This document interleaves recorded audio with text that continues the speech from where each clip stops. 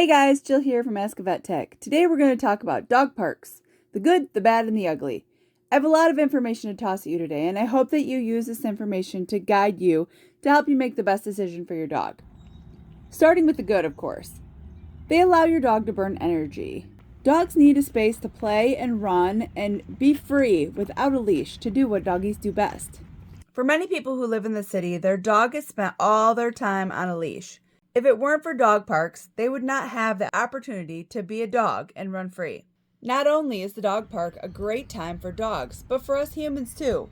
We get the joy of watching our furry friends play with others. We get to see and love on other dogs too. We also get an opportunity to interact with other humans, having conversations with like-minded individuals who also love their dogs like their family. We can all benefit from talking to other people. We can learn about new, cool dog items, find out who the great veterinarians are in the area, get a skinny on the local dog walkers, all from going to the dog park. Just a 10-minute sniff around the dog park is so good for your dog's mental health. Just like a 10-minute walk in nature is great for our health. It's really a win-win for both humans and dogs. We can all benefit from being outside. Okay, on to the negatives of the dog park. You know there are some, so let's talk about them. First off, behavior issues, either pet or human. When dogs meet for the first time, their interaction can be interpreted incorrectly. It takes different time frames for each individual dog to adjust to a new place, and new dogs and new humans. And this can change with every visit to the dog park. The scent there is constantly changing, and so are the dogs and the people. Please be patient with your dog. Some dog breed temperaments can be labeled as aggressive or exuberant, and those same types of dogs have a hard time coexisting well. Sometimes it's the hierarchy that's being misread by the owners. What is hierarchy? It's basically the pecking order of how the dogs exist. Pecking order is where the dog that is most dominant will control what is happening in the dog park, whether it's good or bad, whether it's aggression-based or whether it's just barking and herding. Dogs can come to the park and have a great behavior, while other dogs come to the park completely untrained or as a puppy. This can be a recipe for disaster when a dog that is misbehaving and they teach another dog who doesn't know any better bad behavior. This is called learned disobedience. The dog park can teach well-behaved dogs naughty behaviors while off-leash, not giving the owner a chance to quickly give guidance to correct that behavior. Other dogs could be playing too rough. Overly rough play, body slamming, or butt bumping can easily frighten a docile dog. Dogs learn that their safety comes from their owner, and that's very important. But while off-leash, the protection is ineffective, and the dog may lash out to try to protect themselves. Dogs that interact with a bully dog at the dog park might just learn to avoid all other dogs just in case. This makes their time at the dog park stressful, not fun. When observing your dog at the dog park, it is key to watch their body language at all times.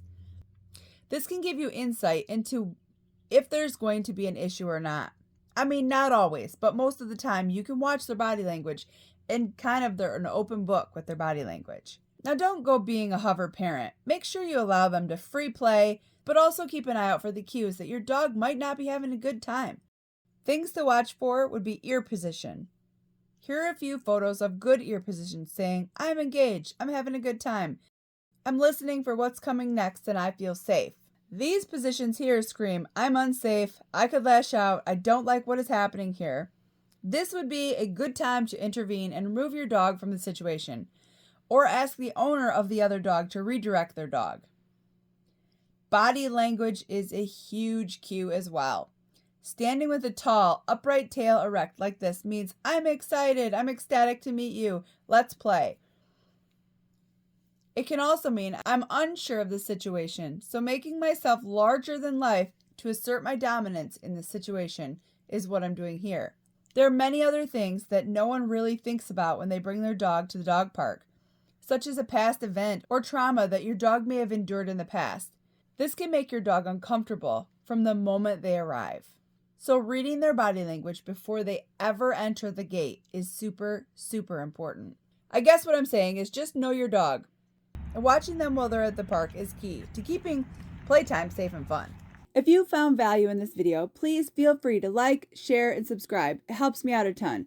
If you want to help out the channel even more, I do have a Buy Me a Coffee where you can go into this link. I use the money to help support the channel and buy new cool things to share and review with you guys. Now on to the next thing.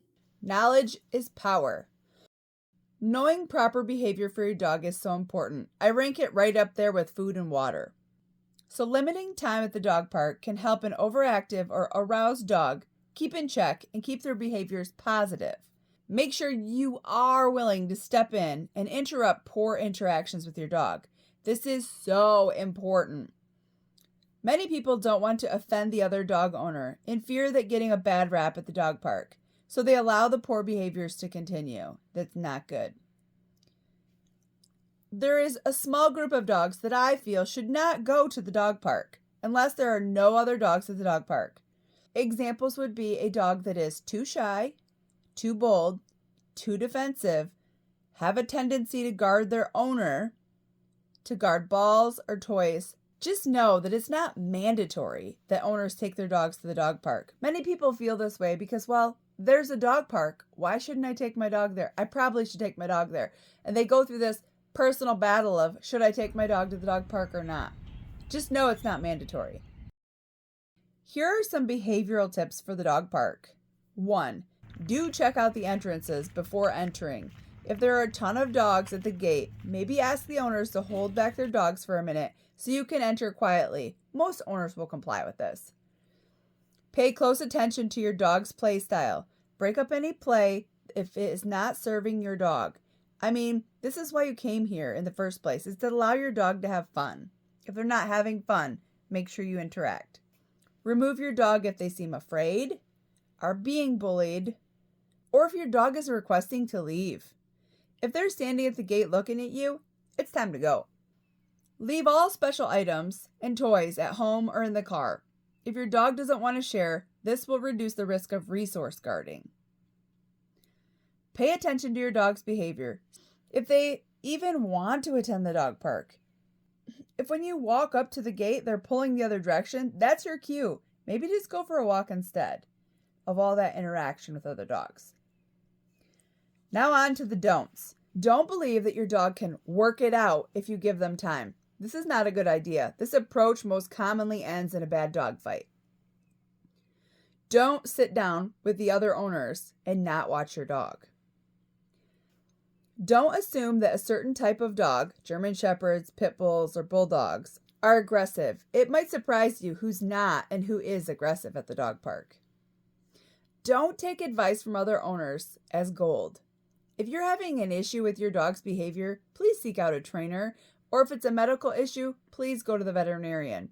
This goes back to being a good owner. And please don't come if your dog has fleas. Your dog will be dropping fleas and flea eggs while running around and infecting other dogs. Please be a responsible pet owner and do your best to keep everyone safe. Now, onto the health side of the dog park.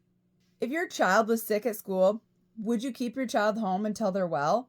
Yes. Yes, you would. The school would make you. Same goes with the dog park. If your dog is ill, please keep him home until they're better. The dog park is a breeding ground for germs. I mean, each household dog comes to the same place for fun and exercise. It's kind of like the ball pit at the fast food places where kids go and have a blast but sneeze and cough all over each other. That's kind of like the dog park, but it's open air.